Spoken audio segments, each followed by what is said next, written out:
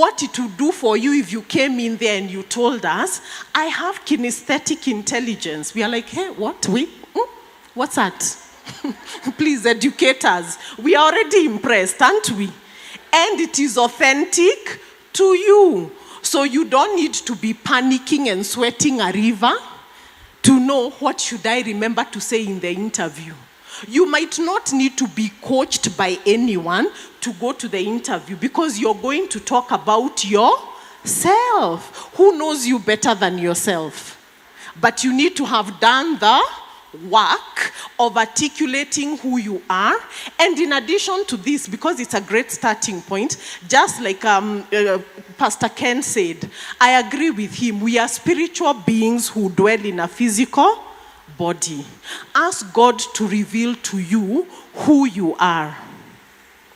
Because you could be walking around with a fake identity that was assigned upon you by other people who are probably ignorant or projecting their own issues. The teachers who tell you you will not go far. I saw someone posting on Facebook saying, that teacher who told me I'll not go far, mwambie sahi niko Mandera. I've gone very far. I have proved them wrong. They thought I'll stay in my village. I'm now at the border. And I really appreciated that. That's part of taking control of your narrative, isn't it? Yeah, that you don't allow other people to set the limit for who you can become, what you can do, and where you can go in life. The only person who has a say in that is God and yourself. Because he told Abraham, as far as your eye can see, stretch, widen your tent pegs. How far do you want to go? And I recognize that this takes some work, and some of that work includes unpacking some of the baggage that we've acquired over time. But it is possible. So carrying along, there is a quote I really love that ties in with what we are saying. It's usually misattributed to Nelson Mandela. And yes, he was a great guy. I loved him myself. But that quote was actually made by a woman called Marianne Williamson. Most of us might be familiar with it. So the person on the slides, continue, go to the next one. The quote says, our deepest fear is not that we are inadequate. The person on the slides, let's move to the next one, please. Our deepest fear is not that we are inadequate. Our deepest fear is that we are powerful beyond measure. It is our light, not our darkness, that frightens us. We ask ourselves, who am I to be brilliant, to be gorgeous, to be talented and fabulous? The better question is, actually, who are you not to be? Who are you not to be? You are a child of God. And she concludes by saying, your playing small does not serve the world. There is nothing enlightened about shrinking so that other people won't feel insecure around you. We are all meant to shine as children do. We are born to make manifest the glory of God that is within us. It is not just in some of us. It is in every one. And if you're ever in doubt, I want you to revert to, if really you didn't matter, why would God custom make you a fingerprint? Why didn't he get you an old copy of those who have gone before us? The crowd of witnesses. See, there are many. He'd just have picked one from there and given it to you if you didn't matter, isn't it? So if ever in doubt, remember your playing small does not serve the world. And in some of our modern psychobabble, I like to call it, I'm sure we've all heard of the word gaslighting. Nowadays, everyone is gaslighting, everyone is narcissistic, and other such terms. Some of it are true, but some of it are overused. But I will overuse the gaslighting. Your playing small is gaslighting God. Oh, yes. You are entering into a debate with God when you keep shrinking back, when you keep holding on to limiting narratives. You are saying, no, indeed, I am not fearfully and wonderfully made. You are telling God, I don't know, why really did you bother numbering the hairs on my head? I think you could have used that capacity for something else, like, global warming. You'd have reassigned it to something more important. A fingerprint, really, me, did I need a unique one, surely? Who am I? So you should have just given me one of the older ones. It would have worked for me. Can you see the absurdity of that conversation? And now I know we also need to have boundaries. I'm not talking about being prideful and puffed up, because that's the other extreme. It's not about pride and acting like I am the best thing since sliced bread, and nobody else is. Because you can be the best thing since sliced bread, but hold space for other people to also be equally wonderful. You've gone into pride when it is only me and everybody else is down there. But if there is space for all of us to be wonderful, then that's what God wants us to be. Not to move to this extreme of, I'm shrinking back because everybody is better than me. So Mimi, I'll just take the leftovers. And we have built habits over that as women. Some of them very unconscious. I'll conclude this section and go to the Q&A as I talk about a story where a story is told of a lady, and it's not long ago, of a lady who, every time she cooked chicken for her family, she would serve everyone first. Are we familiar with this? In line with being a good mother and a good woman. So when there are visitors, which part of the chicken do you think will remain? Especially if you take it with a hot pot to the living room. The neck. Yes. So she had made a habit of always eating the neck. She cooks the food, takes it out to the hot pot, everybody serves, and when everyone is done, by the time she comes, it's only the neck that is available. Now, her loving husband, you've got to bless men for their logic and rationality, was under the impression that she really likes chicken necks.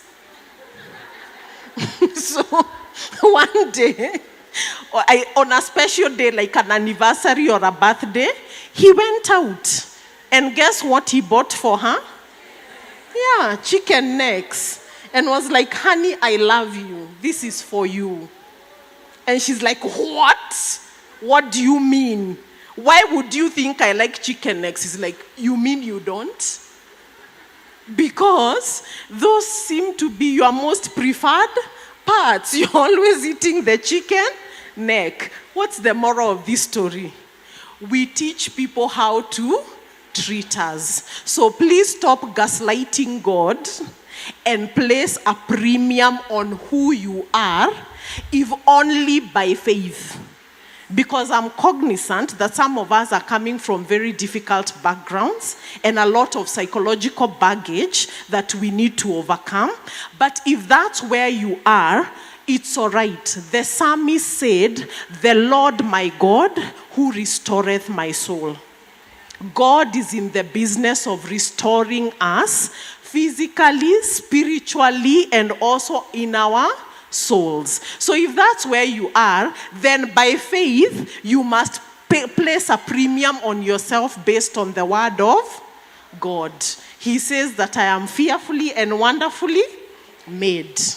All right? So let me take a few of these questions. The first one, is branding same as self-esteem? Well, I would say self-esteem is a subset of branding. You see, if you have unhealthy self-esteem, it will depreciate your brand. Because oftentimes, people think of branding as just the external, and by the way, that's the easiest thing. The reason why I've not talked about clothing and makeup and hair and nails is that just go on TikTok and Instagram. Or if you're older like me, go to Facebook or the Google search bar. You will be overwhelmed with information on how to dress and look the part. And here we can even do it at a budget, isn't it? Yeah, you can get designer wear in Gikosh. So you can really look the part. So that's usually the easiest part to do. But as we all know, the proof of the pudding is usually in the eating. Because if your self-esteem is unhealthy, you can look like $1,000,000, but I guess you'll have to keep quiet and never say anything, never contribute to any conversation, and never had your voice heard. Because as soon as you open your mouth and you start to interact with us, we can read your self-esteem. And I don't say that to shame anyone. You can start from a point of unhealthy self-esteem and work towards healthy self-esteem. Just like if your leg was broken, do you stay broken forever? We take remedies, isn't it? You go and get a plaster of Paris and the bone heals. It's the same thing with self-esteem. So I hope I've answered that question.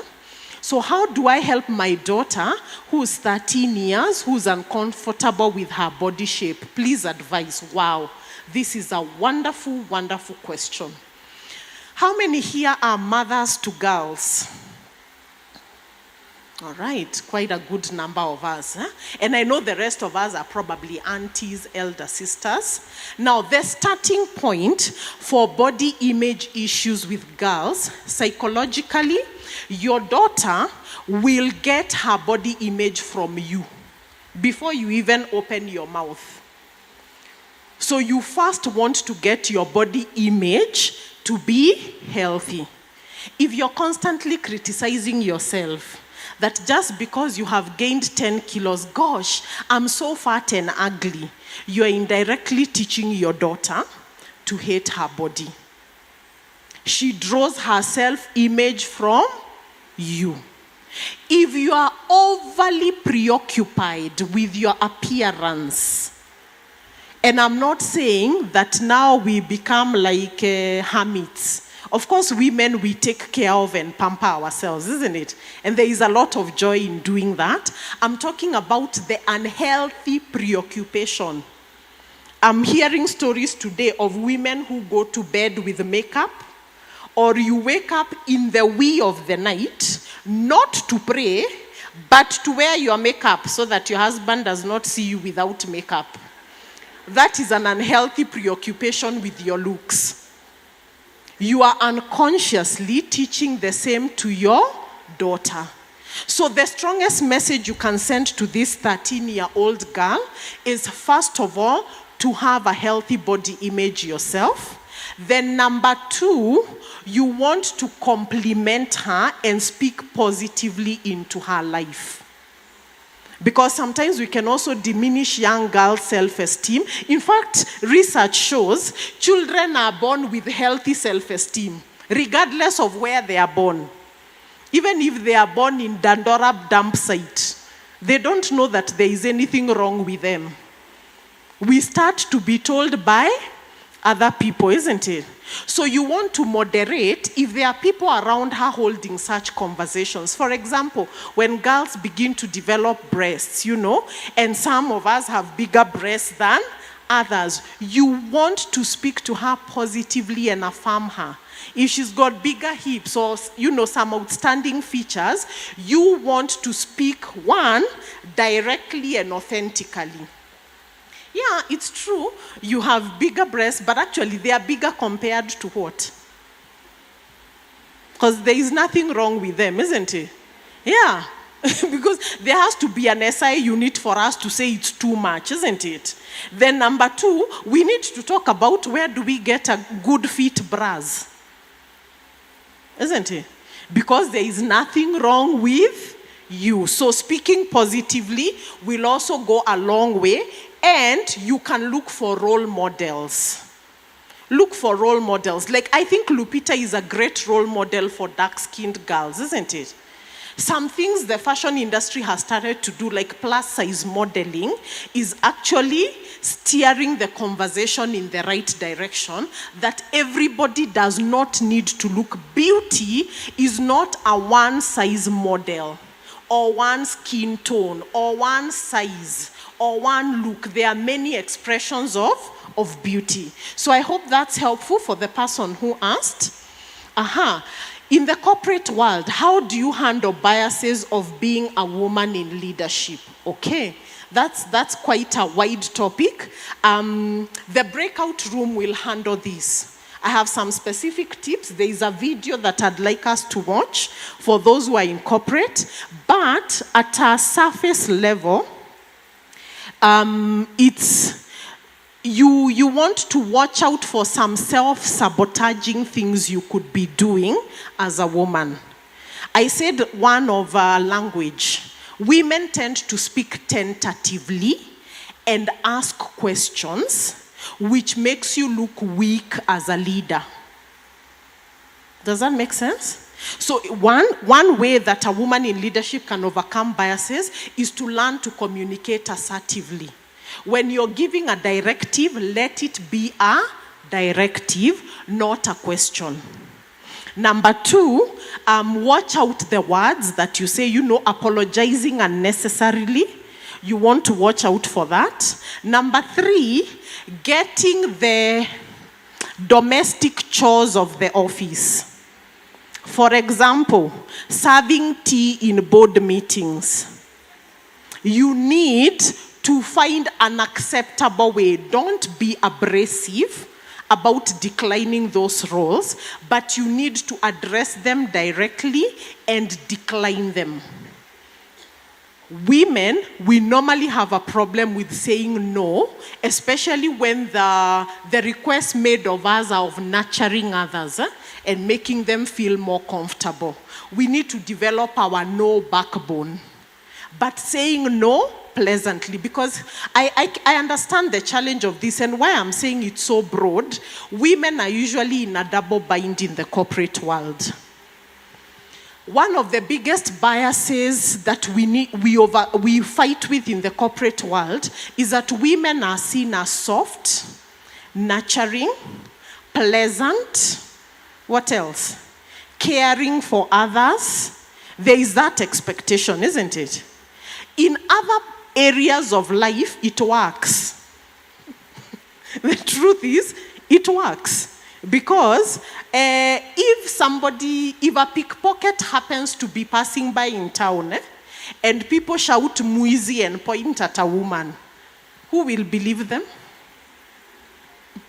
Everyone will be like, I seriously know. We get the benefit of doubt because we are seen to be nice, pleasant, nurturing, and collaborative.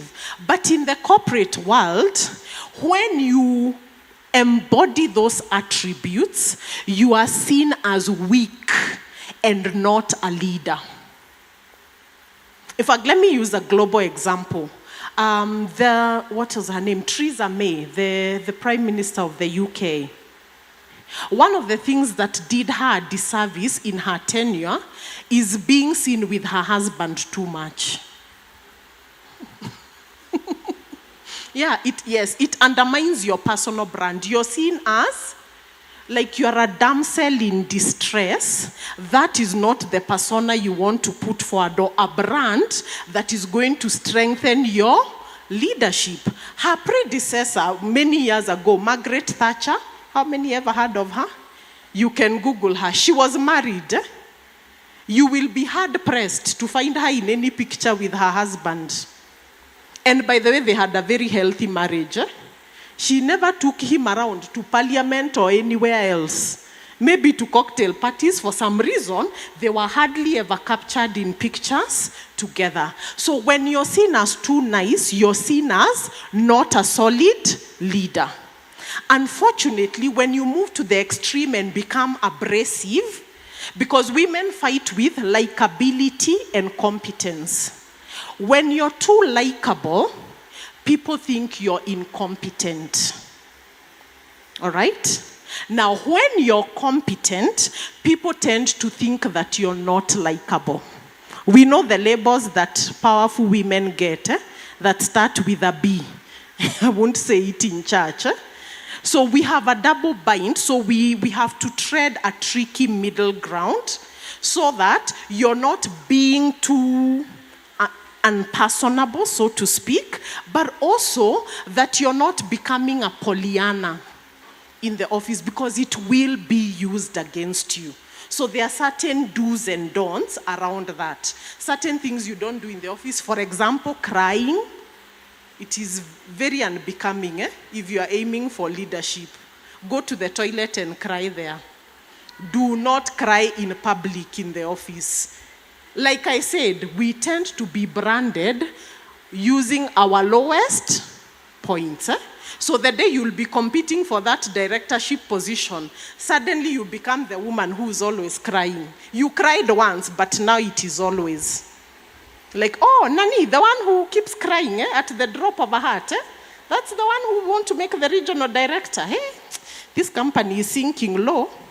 Then, where can young ladies learn personal branding, public speaking, and self-confidence? Wow. There are a lot of programs that do this for young ladies. One of the credible ones I know is run by a Christian lady, the Alabastron Network Trust. I don't know if you've heard about it. It's run by a lady called Laimani Bidali. She does a very solid program, but for your daughter to go for the young girls program, you as the mom or the registering adult need to have done the Alabastron program, because that's just the way it's designed to work. So that's one of the ones I'd recommend. And I think there are so many others that are always going on, especially in churches during holiday camps. The other one I know is, it's called Faida Trust. It's run by Kianda. They have a foundation called Faida. So during holidays, they run great programs for young girls. Okay? So I think I'm done with the questions, and I apologize. I have gone over my time by 20 minutes. Please forgive me, Madam Moderator. You're forgiven, and a big hand of applause for our speaker. Jackie, that was really inspiring, and I think now where the ladies are seated, they're asking themselves, who am I? Who am I, right? Now, this is what is going to happen now. Ladies, we've just used how much did I say this? There's so many people who came, not late, but badai. So, how much did I say this is, this session? How much does it cost? Today, the value of the speakers here is how much? Kwa wale waliokuja baadaye, that's the value of the speakers. So you've just done like 60% of it. 40%, we're going to breakout rooms, okay? So I am going to ask the team leaders for the breakout rooms to come to the front. And as they're coming to the front, I'm going to explain to you what these breakouts are.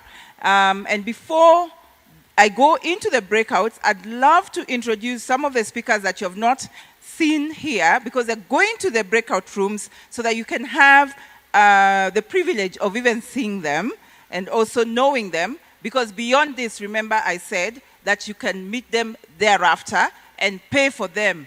But today, Mam Lilian, Mam Doreen, they have decided they're paying for us. So those of you who will be going into commercial farming, sorry, let me start here first. Those of you who will be going into cooking lesson, she's very well known to us. She's one of us here. She took me through that alpha class. That's why you're seeing I'm very vibrant. None other than Irene Mushiri. Please be upstanding, our speaker. Irene Mushiri is a born-again Christian. She's a mentor. Really true, a mentor. You can see, eh? A mentor, an author, a trainer in various aspects of life, with her expertise in catering, She has been involved in training and empowering women on how to prepare good dishes and transform their kitchens. Team leaders, please come to the front with your papers. She's a marriage and family counseling psychologist and the proprietor of Kimbilio Counseling and Mentoring Center. She's the founder of Seasoned Homemakers, a program that molds married women to take charge of their place in marriage and enjoy happiness as God intended. And I'm thinking that some of those married women will be going to the cooking class. Okay. We also have those of you who will be going to farming. Priska Mwagangi. Oh, wow. Look at our Madam Commercial Farmer. Eh? You know, some of you think farmers are those ones with gumboots and they're having, djembes and everything. Now, Priska Mwagangi is a born-again Christian. She's a wife of one man, mother of 3 lovely and beautiful daughters. She's an entrepreneur, and she runs a dairy farm at Joska, Kagundo. Sasa kama unajua unataka kutengeza pesa kwa ukulima ya commercial farming, you know where you'll go. And then I also want to introduce our speaker who will be taking us through entrepreneurship. Come on now, our hands of applause for Ruth Mwanzia. Oh, lovely. Ruth is a devoted Christian, and she's a CEO of, you know where I'm coming from, you forgive me if I pronounce it wrongly. Is it Kula or Kola? Kula. Yes, Kula Brands, I got it right.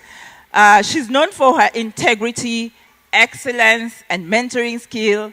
Ruth chairs the Kir Africa Foundation and is a director of communication for the Edith Nyenze Foundation, advocating for community empowerment. She's also an author. By the way, don't live here without buying a book.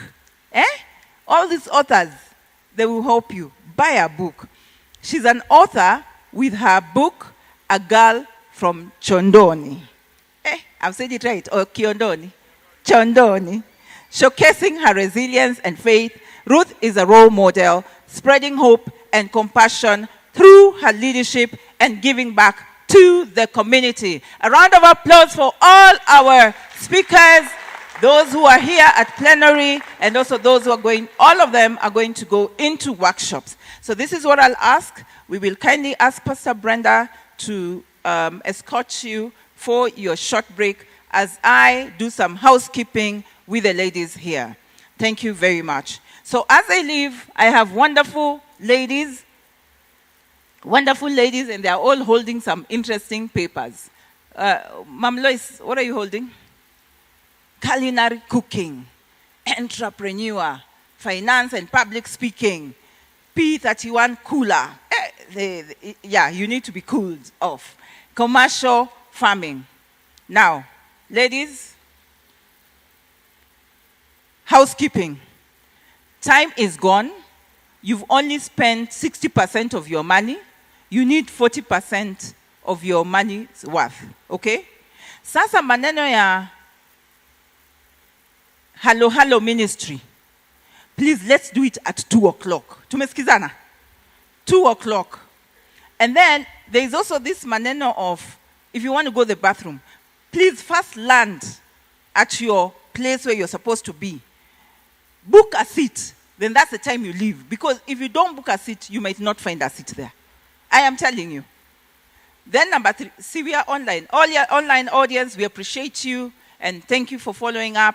Even as we go on, probably you will enjoy the session which is here, which is finance.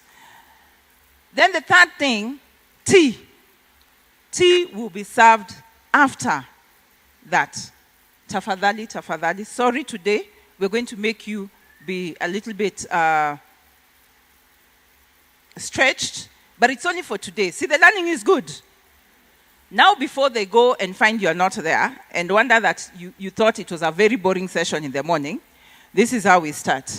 If you're doing cooking, right now, beba bagyako, follow Mam Lois to that end.